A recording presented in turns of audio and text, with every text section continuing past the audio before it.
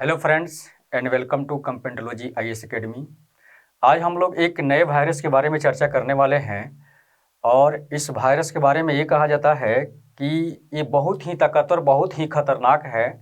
और आप ये भी देख चुके हैं कि हाल ही में जिस तरह से कोरोना महामारी एक वैश्विक महामारी के रूप में आया था और विश्व के बहुत सारे देशों को जिस तरह से प्रभावित किया नकारात्मक रूप से, और उस प्रभाव से अभी भी बहुत सारे देश ऐसे हैं जहां पर इसके प्रकोप झेल भी रहे हैं। जैसे चाइना में देखा जाए तो वहां भी पूर्ण रूप से वहां पर कोरोना को समाप्त नहीं किया जा रहा है। यहां तक कि अपने भारत में भी कोरोना की तीसरी लहर की खतरा भी मंडरा रहा है। और इस दृष्टि से देखा जाए तो अभी इसका मतलब कि पूर्ण रूप से समाप्त भी नहीं हुआ है, तब तक एक नया वायरस दुनिया में दस्तक दे चुका है और वह वायरस जो है मारबर्ग है। मारबर्ग इस वायरस का नाम है और इसी पर हम लोग चर्चा करने वाले हैं। यह मारबर्ग वायरस जो है कहाँ से आया, क्या इसकी बैकग्राउंड है, और इसके बारे में हम लोग चर्चा करेंगे। तो क्या क्या चर्चा की एक पॉइंट बनता है, इस पर हम लोग गौर करते हैं।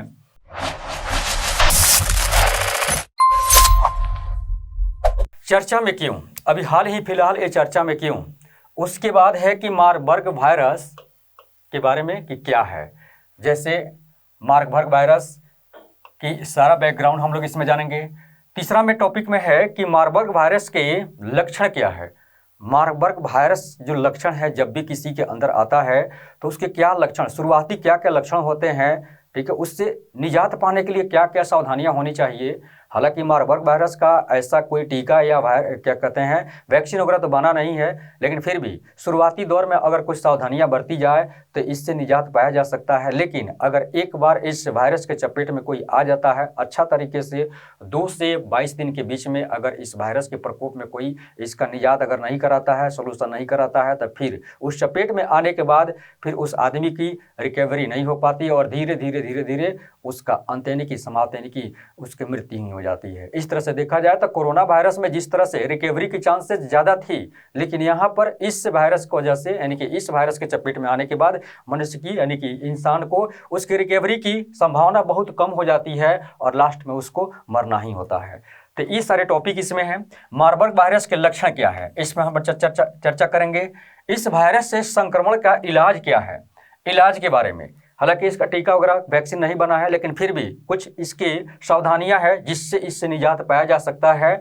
उसके बाद है कि WHO की राय क्या है, यानी कि इस वायरस का प्रकोप इतना ज़्यादा बढ़ते जा रहा है दुनिया में कि WHO को भी इसमें हस्तक्षेप करना पड़ा है और उसकी क्या राय होती है, क्या रणनीति होती है इस वायरस को समाप्त करने के लिए या इसको कंट्रोल करने के लिए, उसके बारे में भी चर्चा करेंगे। उसके बाद है कि भारत पर क्या प्रभाव पड़ेगा, यानी कि भारत में अभी कोरोना की तीसरी लहर का प्रकोप अभी इसके संकट मंडरा ही रहे हैं, तब तक यह एक नए वायरस की जो दस्तक है यह विश्व के बहुत सारे देशों को प्रभावित करते हुए आगे बढ़ रहा है और इसकी फैलाव जो है बहुत तेजी से है। और इस पर WHO का क्या राय है और हमारे भारत पर क्या इसका प्रभाव पड़ सकता है, इसी पर हम लोग चर्चा करने वाले हैं। जैसे पहला पॉइंट में है चर्चा में क्यों।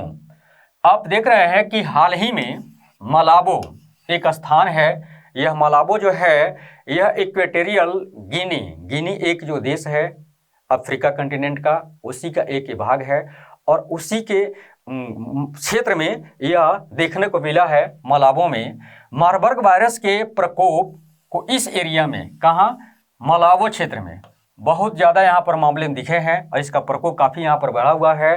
गिनी में यानी कि मलाबो क्षेत्र में कहा जाए, गिनी के मलाबो क्षेत्र में 9 लोगों की मौत हो गई है और 9 लोगों की मौत तो हो ही गई है, लेकिन इसके अलावा देखा जाता है कि बहुत सारे लोगों इसके चपेट में हैं, उनको इलाज के लिए हॉस्पिटल में भर्ती किया गया है और इस तरह से इलाज जो चल रही है इनके रिकवरी की जो चांसेस है बहुत कम हो रही है। और लगभग यहाँ पर देखा जाता है तो इस तरह के लगभग 4,000 से भी प्लस यानी कि ज़्यादा लोग यहाँ पर इसके चपेट में आ चुके हैं, जिसमें से 9 लोगों की मृत्यु हो चुकी है। इसके बाद है कि गिनी देश के स्वास्थ्य मंत्री हैं मितोहा ओडो आयाकाबा, ये वहाँ के स्वास्थ्य मंत्री हैं। इन्होंने कुछ बातें कहा है, जैसे उनका कहना है कि एक प्रांत इस देश के यानी कि गिनी देश के एक प्रांत है जिस प्रांत में इस वायरस की प्रकोप को देखते हुए उस प्रांत को क्या कर दिया गया है, क्वारंटाइन कर दिया गया है, उसको क्वारंटाइन में रखा गया है। और इस प्रांत में क्वारंटाइन पर रखने के कारण भी है कि उसका प्रकोप बढ़ रहा है, तो फिर वहाँ के लोगों को जिस तरह से प्रभावित किया है, तो लगभग कितने 4000 लोगों से भी ज़्यादा लोग इससे प्रभावित हैं और उसमें से 9 लोगों की मृत्यु अभी तक हो चुकी है। फिर इसके बाद है कि मारबर्ग वायरस क्या है। देखा जाए तो एक खतरनाक बीमारी को जन्म देने वाला एक वायरस है। अक्सर यह रक्तस्राव, अगर किसी इंसान के शरीर में किसी तरह का घाव हुआ है और उसमें अगर मारबर्ग वायरस का प्रकोप है, तो उस घाव के जो रस बहता है, ठीक है, उससे क्या होता है कि उससे अगर किसी के दूसरे चपेट में अगर आ जाता है, किसी दूसरे व्यक्ति के चपेट में आ जाता है, वह उससे जो मवाद बहता है उससे क्या होता है कि वह मतलब कि एक फैलाव का कारण बनता है, यानी कि उससे फैलता है, ये वायरस आगे बढ़ता है। ठीक है, इसके अलावा भी देखा जाता है कि गंभीर बुखार से भी इसका मतलब कि एक लक्षण देखा जा रहा है कि इससे भी इस वायरस का फैलाव हो रहा है। और इस तरह के जब फैलाव होते हैं तो मनुष्य के बहुत सारे कई अंग होते हैं जिसको ये टारगेट करता है, उसको डैमेज करता है। उसके बाद मनुष्य की इम्यूनो सिस्टम जो होता है और उसको भी क्या करता है, समाप्त करता है, यानी कि रोग प्रतिरोधी क्षमता जो होती है मनुष्य की, उसको भी धीरे धीरे समाप्त करने लगता है। और इस तरह से आदमी की एक इतनी ऐसी लाचारी बढ़ जाती है कि वो बीमारी से ग्रसित होते जाता है और लास्ट में रिकवरी होने की चांस नहीं होती है और लास्ट में वो मृत्यु को प्राप्त होता है। इस तरह से अब उस अगले टॉपिक में है कि यह इबोला वायरस। अब जानते हैं कि इबोला वायरस बहुत पहले से चर्चा में है और खास करके यही जो आपके जो अफ्रीका कंटिनेंट है, यहीं से इबोला वायरस भी बहुत पहले से इसकी चर्चा हो रही है। और यह जो चर्चा हो रही है लगभग देखा गया है कि 1967 ईस्वी में इबोला वायरस को पहले देखा गया था। और ये कहा जा रहा है कि मार्बर्ग वायरस जो है, उसी मार्बर्ग वायरस से ये भी इबोला वायरस का भी प्रकोप बढ़ा था और यही मार्बर्ग वायरस जो है उसका जड़ है। और इसीलिए यहाँ पर कहा गया है कि इसके खतरा भी बहुत खतरनाक हैं। और इस तरह से ये वायरस का ट्रांसमिशन, यानी कि एक दूसरे स्थान पर जो फैलाव है एक दूसरे से व्यक्ति में भी हो जाता है, एक व्यक्ति से दूसरे व्यक्ति में भी हो रहा है। दूसरी बात है कि यह स्किन टू स्किन टच के माध्यम से भी इसकी फैलाव हो सकती है, हो रहा है। और यहाँ पर यह भी कहा जा रहा है कि संक्रमित चमगादड़, यानी कि जो संक्रमित चमगादड़ है और उस चमगादड़ के संपर्क में जो भी व्यक्ति आ रहा है तो उससे मार्बर्ग वायरस क्या होता है, फैल रहा है। तो संक्रमित चमगादड़ भी बहुत बड़ा यहाँ पर इसको फैलाने में योगदान दे रहे हैं। और इसके बाद है कि मार्बर्ग वायरस से संक्रमित व्यक्ति की मृत्यु दर, इनकी मृत्यु दर के बारे में कहा जा रहा है कि जिस व्यक्ति के पास मार्बर्ग वायरस आ चुका है, यानी कि मार्बर्ग वायरस से वह संक्रमित हो चुका है, वैसे व्यक्तियों के बारे में कहा जा रहा है कि 24 से 88% तक मतलब कि मृत्यु दर उनकी बढ़ जा रही है। कहने का मतलब यह है कि कोरोना वायरस जिस तरह से जिस लोगों को होता था तो उसमें रिकवरी की चांसेस भी बहुत ज़्यादा होती थी। अगर शुरुआती दौर में उसको इलाज सही तरीके से इलाज कराया जा रहा है तो उसमें रिकवरी की चांसेस बहुत ज़्यादा होती थी, लगभग 97% तक उसमें रिकवरी की चांसेस होती थी। लेकिन यहाँ पर इधर देखा जा रहा है कि इससे मार्बर्ग वायरस में इतने खतरनाक है, इतने शक्तिशाली हैं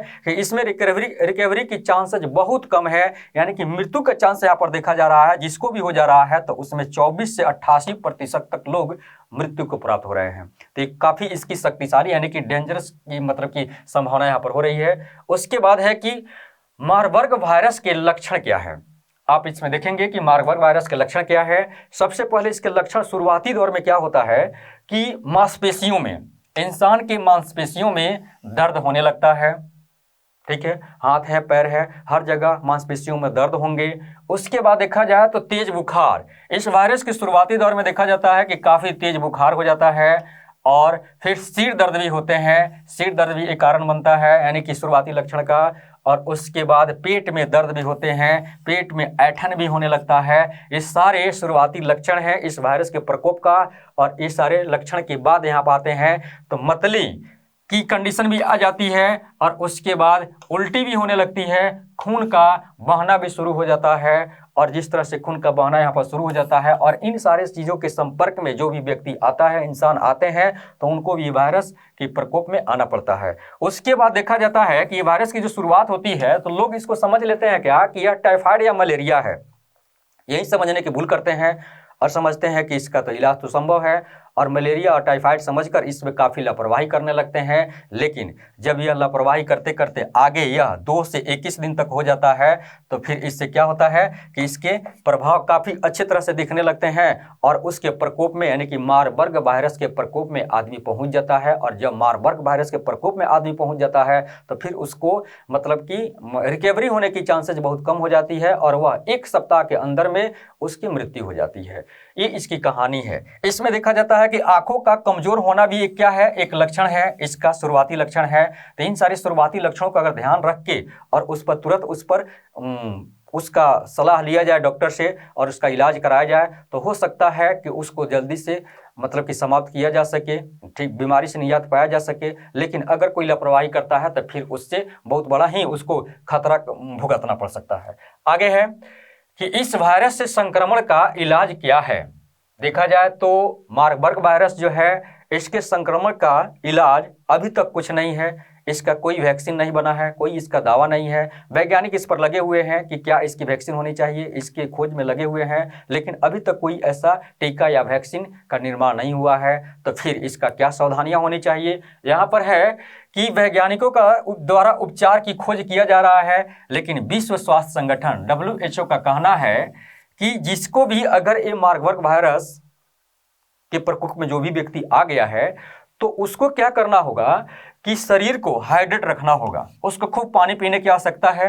पानी यानी कि शरीर को पानी से तरोताज रखना होगा। यानी कि किसका कहना है, WHO का कहना है कि उस व्यक्ति को उसके शरीर में पानी की कमी नहीं होनी चाहिए। उसके बाद है कि मरीज की उचित देखभाल भी होनी चाहिए, ठीक है, उसको रेस्ट की जरूरत है, देखभाल उचित होनी चाहिए। और लक्षणों का बेहतर उपचार यानी कि लक्षण जब भी आ रहे हैं तो उसको तुरंत डॉक्टर से सलाह लीजिए और लक्षण मिलते हैं तो उसको तुरंत उसका इलाज कराइए। अगर शुरुआती दौर में इस तरह की सावधानियां बरती जा रही है तो फिर चांसेज है कि वो आदमी का जो वो मरीज है जल्दी से ठीक हो जाएगा, रिकवरी कर जाएगा। लेकिन अगर उसमें लापरवाही होती है तो फिर उसका चांसेस बहुत कम हो जाता है। ये यहाँ पर संक्रमण का इलाज का क्या कारण है, यानी कि यही शुरुआती कुछ सावधानियां हैं जिससे इस संक्रमित व्यक्ति को बचाया जा सकता है। लेकिन इसका अभी तक कोई भी टीका या वैक्सीन नहीं बना हुआ है। वैज्ञानिक इस पर खोज कर रहे हैं टीका बनाने के लिए, लेकिन अभी तक नहीं बना है। आगे है WHO की राय। WHO इसमें क्या कहता है, WHO का कहना है कि विश्व स्वास्थ्य संगठन का कहना है कि इस वायरस की मृत्यु 24 से 88% तक होती है।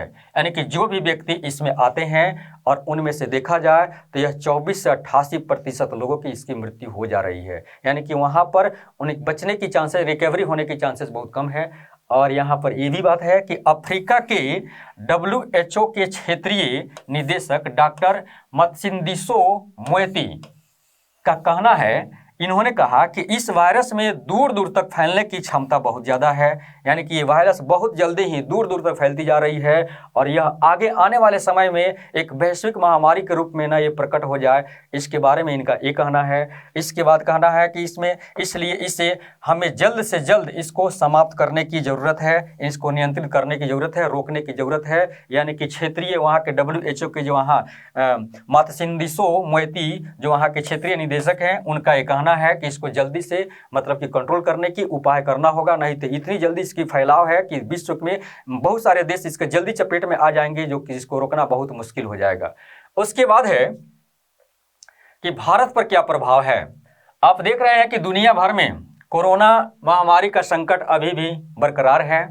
हमारे भारत में भी कोरोना की तीसरी लहर का खतरा भी मंडरा रहा है। और ऐसी स्थिति में एक नया वायरस का आगमन जो होता है, नया वायरस का जो दस्तक होता है, मार्बर्ग वायरस। अब इस मार्बर्ग वायरस पर क्या हमारी भारत की रणनीति होनी चाहिए और यह इसमें किस तरह से इसका निजात पाएगा। अभी आप देख भी रहे हैं कि जो इबोला जो वायरस था उस पर हमारे देश कि वैज्ञानिक क्या कर रहे हैं, उसके घातक स्ट्रेन का टीका बनाने पर लगे हुए हैं। लेकिन मार्बर्ग वायरस जो अभी आ गया है, ठीक है, तो ये बहुत ही एक कहा जाता है कि एक शक्तिशाली वायरस है। तो इसमें हमारे भारत की क्या रणनीति होती है, हालांकि अभी तक इस पर किसी तरह का दावा तो नहीं बनाया गया है, किसी तरह का टीका वैक्सीन तो नहीं है। लेकिन भारत की क्या रणनीति होती है, यानी कि इबोला वायरस का जो टीका बनाने में लगा हुआ है और यहाँ तक कि कोरोना वायरस की जो तीसरी लहर हमारे देश में आने के लिए मंडराई हुई है, तो उस खतरा को निजात पाते हुए इस मार्बर्ग वायरस से कैसे हमारा भारत निजात पाता है, इसी के बारे में हम लोग को अगले वीडियो में देखना होगा।